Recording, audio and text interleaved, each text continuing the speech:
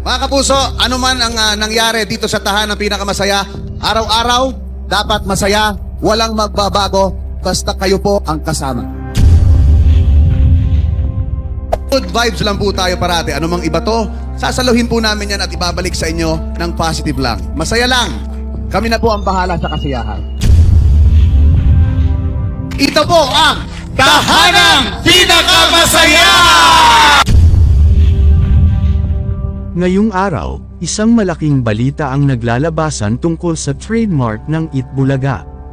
Matatandaan natin ang pag-anunsyo ni Paulo Contis tungkol sa walang ibang titulo ang kanilang noontime show kundi ang Itbulaga. Pero, may pasabog ngayon. Ano kaya ito? Tara, alamin natin ang buong detalye. Panoorin ang buong video. Kumusta mga idol? Mayroon naman tayong bagong chika sa inyo. Bago yan, welcome sa channel ni Mr. JV. Opisyal na ngayong araw, hindi na maaaring gamitin ng Tape Incorporated ang trademark ng Itbulaga logo. Isang pag-asa ang nakakamit ni Tito Vic at Joey, kung saan nagsilbing viral ang kanilang pagkapanalo sa Regional Trial Court ng Marikina. Ayon sa korte, hindi na maaaring gamitin ng mga halos-hos ang titulo ng Itbulaga sa GMA7. Kung magmamatigas daw ang mga halos-hos, magbabayad sila ng malaking halaga bilang penalty sa TVJ. Grabe, parang teleserye na ang mga kaganapan. Sa isang post, makikita natin ang kasiyahan ng mga hosts ng Itbulaga, kahit na pinalitan na nila ang pangalan ng kanilang noontime show. Ang caption, araw-araw welcome kayo sa happy home ng Only Tulong, Saya at Sorpresa. Ito ang tahanang pinakamasaya. Proud pa rin sila, kahit ibinigay na sa kanila ang rights ng trademark ng Itbulaga, at kinansela ang aplikasyon ng mga halos-hos. Ang live broadcast ng TVJ sa pagkapanalo ng Itbulaga ay umabot na sa 3.8 million views. Grabe, ang daming sumuporta at natuwa sa balitang ito.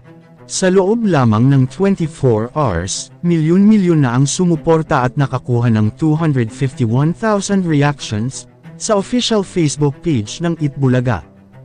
Samantalang tahimik ang kampo ng mga halos-hos at pati na rin ang mga hosts nito, kabilang si Paulo Contis na isa sa pinakamatapang na nagtatanggol sa kanilang show sa GMA Network. Kahapon, nagbigay din ng reaction si Rendon Labrador sa Tape Incorporated. Sabi niya, just in.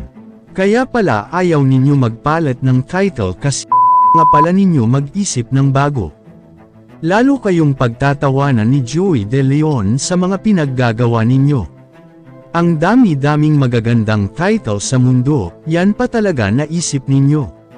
Pinaglalaban ko kayo tapos hindi pa ninyo inayos. Yan na nga lang ang trabaho ninyo, hindi pa ninyo ginalingan.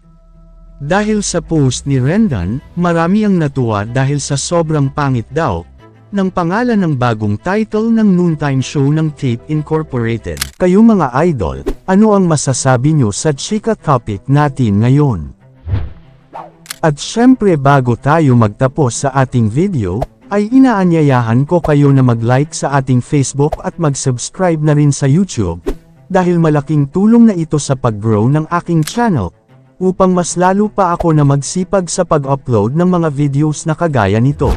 Hindi naman ako nagmamakaawa sa inyo mga idol, pero sana maawa na kayo. Hanggang dito na lang ang ating video, maraming salamat sa inyong pagtambay, bye-bye!